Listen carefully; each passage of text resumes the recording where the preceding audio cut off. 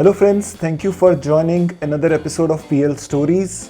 In this, I'm going to talk about the Amazon Prime All or Nothing series featuring Tottenham Hotspurs.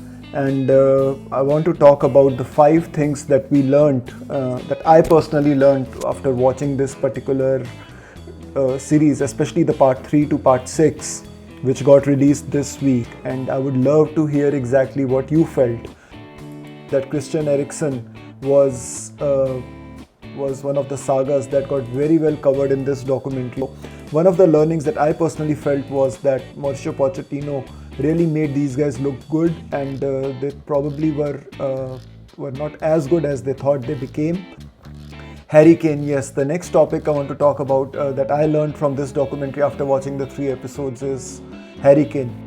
Definitely the kind of loyalty, the kind of calmness, the kind of leadership he shows on the pitch, very quietly, very subtle, without uttering, shouting, at least not in front of the camera. And this was the best camera view anyone could have. The next thing is Jose Mourinho, and I specifically chose these 2 pictures. Why? Because you used to have a Mourinho who used to look like somewhat like this, or maybe this is a slightly older picture as well, but definitely a more bubbly, a more jovial kind of Jose Mourinho. What I felt after watching the 6 episodes of this All or Nothing series is that Jose Mourinho methods definitely look outdated.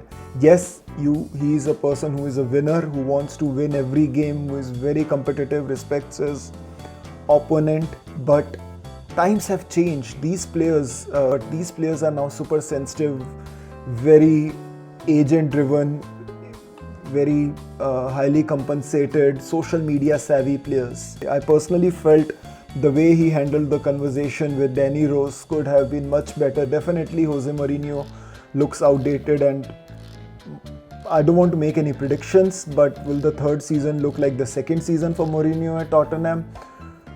I just can't see how he can be successful for a longer term at any club. His methods are just too outdated.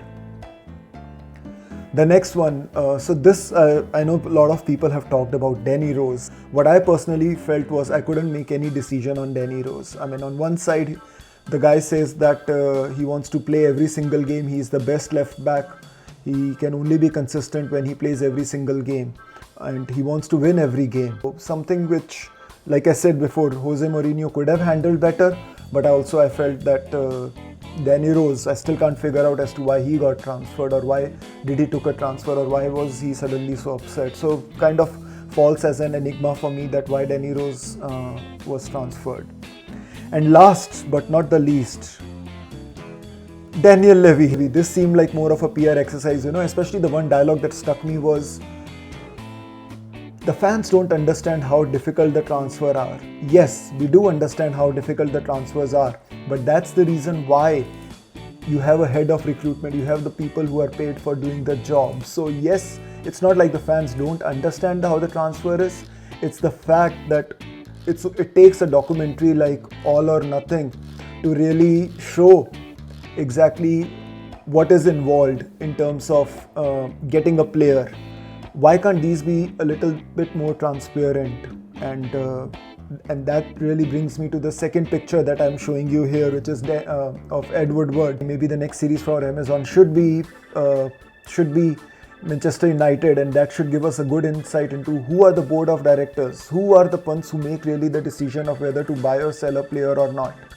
I definitely see a next All or Nothing series coming up on Ed Woodward, and this is Premier League Museum is where we told you this. So how did you find this series, this documentary? What are your feedback points? Do let us know, comment on it, and we'll look forward to hear you. Thank you and have a good one.